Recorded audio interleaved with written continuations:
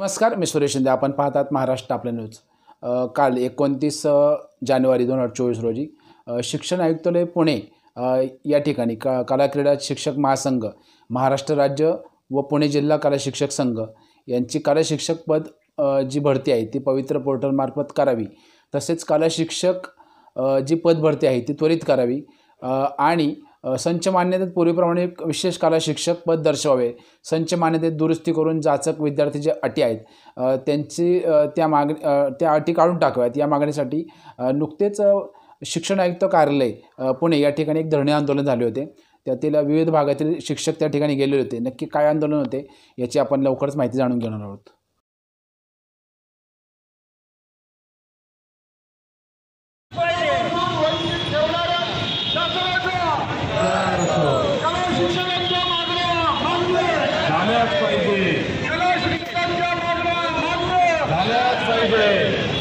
मुलांच्या कलागुणांना वाव देण्यासाठी कला शिक्षक भरती झालीच पाहिजे. संच मान्यतेमध्ये विशेष कला शिक्षक पद शिक्षक आणि महाराष्ट्र राज्यात अगदी परभणी, नांदेड, नागपूर या ठिकाणाहून चित्रकला कृती समिती शिक्षक संघटनेचे पदाधिकारी या ठिकाणी उपस्थित आहेत. या ठिकाणी आता हा धरणे आंदोलनाचा दिवस आहे. आपण परिपत्रकाद्वारे आयुक्तांना 11 ते 4 अशी वेळ दिलेली आहे. आपण या वेळेमध्ये धरणे आंदोलन करून आपल्या ज्या काही मागण्या आहेत त्या मागण्या शासनासमोर मांडणार आहोत आणि त्या मागण्या मांडत असताना आपल्याला ज्या ज्या काही गोष्टी या ठिकाणी शासनाच्या माध्यमातून बाहेर आलेल्या आहेत किंवा ज्या ज्या गोष्टी आपल्याला त्या ठिकाणी मान्य करून घ्यायच्यात या विषयावर आपण या ठिकाणी चर्चा करणार आहोत. या आपल्या प्रमुख मागण्या म्हणजे पुणे संपूर्ण महाराष्ट्र राज्यात ज्या हजारो कला शिक्षकांच्या जागा रिक्त आहेत त्या रिक्त जागांवर भरती शासनानं केलीच पाहिजे. पवित्र पोर्टलवर सुद्धा त्याची शैक्षणिक अर्हता दाखवलेली नाही. अशा वेळेला जर सर्वच कला शिक्षकांची भरती होत असेल आणि कला शिक्षकांची भरती होत नसेल तर आमचा हा कला शिक्षक राज्यातला कला शिक्षक गप्प बसणार नाही. सर्वप्रथम या राज्य शासनाने आत्तापर्यंत ज्या विद्यार्थ्यांना या कला शिक्षणापासून वंचित ठेवलं त्या राज्य शासनाचा मी या ठिकाणी सर्वप्रथम निषेध करतो. असं म्हटलं जातं की कला शिक्षक हा शाळेचा आत्मा असतो.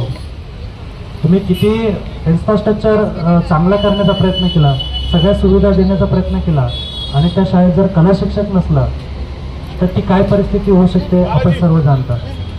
आमच्या कला शिक्षकांना बीएड करायची गरज नाही. शासनाला मी स्वतः दिल्लीच्या कार्यालयात जाऊन आम्ही पटवून दिलं तेव्हा कुठं निर्णय निघाला की कला शिक्षकांना बीएड करणं सक्तीचं नाही. कला शिक्षकांना तो विषय शिकवायला द्या. शासनानं मान्य केलं की बुवा तिथं त्या ठिकाणी कला शिक्षकांना तो विषय शिकवून देऊन त्यांचा वर्कलोड त्या ठिकाणी पूर्ण करावा. म्हणजे शासन आपल्यावर घाला घालण्यासाठी तपलेलंच आहे. परंतु संघटना या माध्यमातून आपण खूप जोरदार प्रयत्न करतोय आणि शासनाच्या जेवढ्या काही आपल्या विरोधातल्या गोष्टी होत्या त्या सगळ्या गोष्टी आपण परतून लावतोय आणि परतून लावण्यासाठी संघटनेचं फार मोठं काम आहे. आणि त्यातल्या त्यात पुणे जिल्हा कला शिक्षक संघटना ही राज्य लेवलवर काम करते. जरी जिल्हा संघटना असले तरी राज्य लेवलवर काम करते आणि राज्य लेवलवर काम केल्यामुळं हे संदीप ढेपलेसारखी राज्य कला शिक्षक कृती समिती आपल्याला पाठिंबा देते. कला शिक्षक मित्रांनो, आज जर गप बसलो तर उद्या कला विषय बंद होईल, कला शिक्षक भरती बंद होईल आणि खऱ्या अर्थानं कला विषयाचं नुकसान होणार आहे. जवळ 10 वर्षापूर्वी प्रत्येक शाळा ही कला आणि क्रीडा शिक्षकांच्या नावावर ओळखली जायची. ही शाळा या कला शिक्षकाची आहे, ही शाळा या क्रीडा शिक्षकाची आहे का, तर ते काम दिसत होतं, कलेचं काम दिसत होतं. कला संपूर्ण शाळा सजवली जात होती. विद्यार्थी त्या ठिकाणी त्या कलेकडे आकर्षित व्हायचे. शहरामधून विद्यार्थी घडत होते त्या शाळेचं नाव होतं, तालुक्याचं नाव होत होतं. त्यामुळं कला आणि क्रीडाच्या शिक्षकांवरून शाळेची ओळख होती. ती ओळख पुसण्याचं काम या शासनानं केलेलं आहे. ज्या ठिकाणी ही संतांची, महंतांची, कलावंतांची भूमी महाराष्ट्र, अशा महाराष्ट्रामध्ये जर कलावंत जर उपेक्षित छापित राहत असेल तर ही फार मोठी शासनाची हार आहे. आपण आपल्या कलेला आपण महत्त्व दिलं पाहिजे.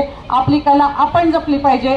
आपल्या कलेला लोकांनी मान सन्मान दिला पाहिजे. पेटवू सारे रान, आता पेटवू सारे रान.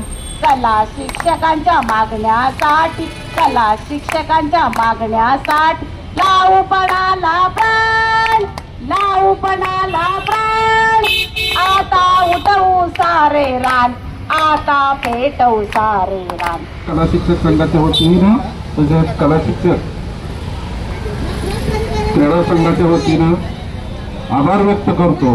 निवेदन देण्यासाठी 5 जणांची कमिटीची त्यांनी बोलावलेली. जे आंदोलन केलं होतं, धर्म आंदोलन केलं होतं आपण, त्या आंदोलनाला फार मोठं यश आलेलं आहे. आणि मग स्वतः आयुक्त साहेबांनी चर्चा करून की ती 500 विद्यार्थ्यांच्या ऐवजी आपण आणखी थोडं खाली येऊ आणि 250-200 विद्यार्थ्यांपर्यंत एक कला शिक्षक देऊ. आणि हा फार मोठा विजय आपला. माझं तर ठाम मत आहे, कारण विषयाच्या शिक्षकापेक्षा जास्त महत्त्वाचे हे शिक्षक आहेत दोन्ही. म्हणजे आज जरी क्रीडावाले नसले तरी सुद्धा क्रीडाही तेवढाच महत्त्वाचा आहे आणि कलाही तेवढाच महत्त्वाचा आहे. कारण हे त्या विषयाचं ज्ञान तर देतातच, परंतु इतर सर्व गोष्टी म्हणजे शाळेचं काय म्हणतो ना, शाळेचा सगळा बोलता इतिहास या 2 घटकांवरती अवलंबून असतो. आणि असं असताना देखील पवित्रमधनं त्या शिक्षकांची पदच असणार नाहीत. विशेष शिक्षक म्हणून तुम्ही दिलेली पदं ती कमी करताय. विद्यार्थी संख्येची अट तर बघायला नको, आता 500 विद्यार्थी संख्या, मराठी माध्यमाची काय अवस्था आहे.